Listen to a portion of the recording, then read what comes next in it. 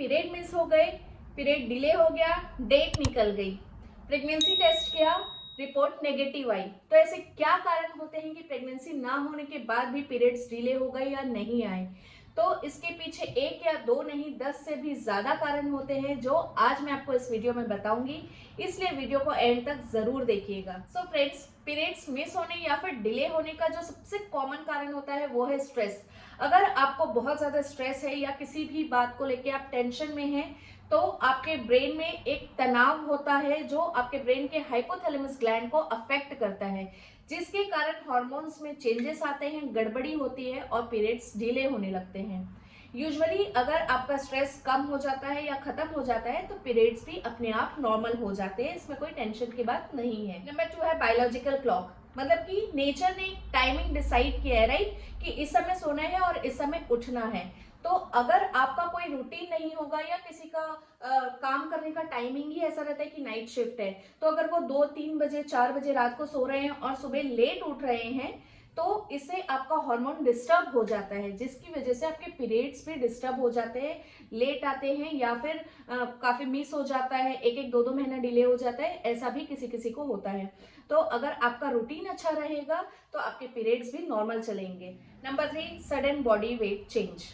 मतलब हो सकता है कि आपकी बॉडी में अचानक से ड्रास्टिक चेंज आ जाए, 2-3 महीनों में आपका 4-5 किलो वजन बढ़ जाए या फिर कम हो जाए। तो दोनों ही कंडीशन में भी आपका पीरियड्स डिले हो सकता है, क्योंकि आपकी बॉडी में जो चेंजेस हो रहा है वेट का, उससे आपके फैट के लेवल में भी चेंजेस होगा, राइट।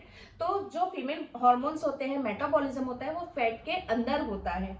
इसलिए अगर आपका बॉडी वेट अचानक से ड्रास्टिक चेंज होगा, सडनली उसमें चेंजेस आएगा, तो आपके पीरियड्स भी डिस्टर्ब हो सकते हैं। नंबर 4 है हार्मोनल इम्बैलेंस। फीमेल बॉडी के अंदर वैसे तो बहुत सारे हार्मोन्स हैं, पर इसमें से कुछ हार्मोन्स ऐसे हैं, अगर उसमें थोड़ी भी गड़बड़ी हुई तो फिर आपके पीरियड्स अफेक्ट कर सकते हैं।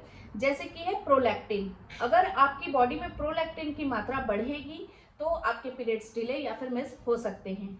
ऐसे ही एक और है थायराइड। ये तो आपने बहुत ही कॉमनली सुना होगा, बहुत से लोगों को थायराइड का प्रॉब्लम आजकल होता है। तो दोनों ही कंडीशन में, चाहे आपको मोटे होने वाला थायराइड हो चाहे पतले होने वाला, इन कंडीशंस में भी आपका जो पीरियड्स है वो मिस हो सकता है या फिर डिले हो सकता है। नंबर 5 है पीसीओडी एंड पीसीओएस। ये भी एक प्रकार का हार्मोनल इम्बैलेंस ही है, जिसके कारण एलएच और एफएसएच नाम का जो हार्मोन होता है इसका लेवल डिस्टर्ब हो जाता है, एंड्रोजन्स बढ़ने लगते हैं, आपको अनवांटेड हेयर ग्रोथ होने लगेगी अपर लिप्स पे, चीन पे, या फिर हेयर लॉस हो सकता है, स्कैल्प का प्रॉब्लम हो सकता है, साथ ही पिंपल्स हो सकते हैं, पिगमेंटेशन हो सकता है, पीसीओडी की वजह से वेट गेन होता है, और एक मेजर इफेक्ट होता है आपके पीरियड्स पे भी, आपके पीरियड्स भी डिले हो जाते हैं पीसीओडी की वजह से। सो फ्रेंड्स, पीरियड मिस होने के हार्मोनल इम्बैलेंस, स्ट्रेस, इन सब के अलावा और भी कुछ रीजंस होते हैं, जैसे कि है पेरीमेनोपॉज। पेरीमेनोपॉज वो कंडीशन होती है जब आपके पीरियड्स बंद होने वाले होते हैं, यानी कि 45 से 50 साल की एज में जब आप आते हैं, उस टाइम पे जब आपके पीरियड्स जाने वाले होते हैं तो वो धीरे धीरे बंद होते हैं। मतलब आपको पीरियड आया, फिर हो सकता है 1.5-2 महीने ना आए, उसके बाद आए, फिर 3-4 महीने ना आए, फिर आए, उसके बाद 6 महीने बाद आए और फिर एकदम से बंद हो जाए। तो ये भी एक कंडीशन होती है पीरियड मिस होने की या फिर डिले होने की। नंबर 7 है लैक्टेशनल एमनोरिया।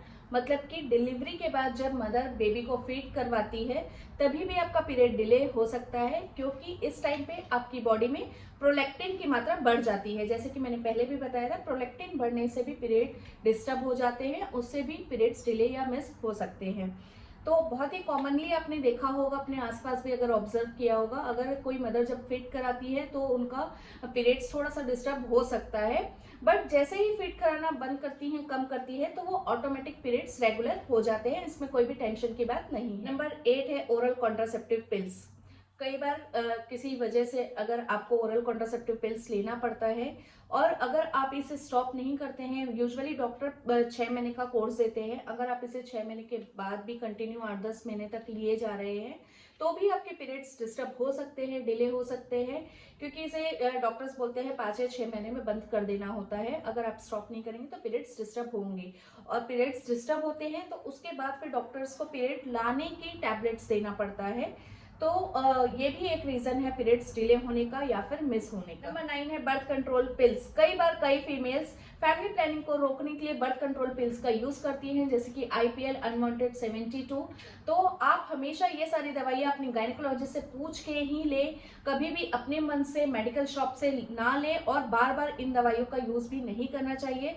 ये आपको लॉन्ग टर्म में प्रॉब्लम देगा और इसके कारण आपके पीरियड्स डिले या फिर मिस भी हो जाते हैं। नंबर 10 है एक्सेसिव एक्सरसाइज।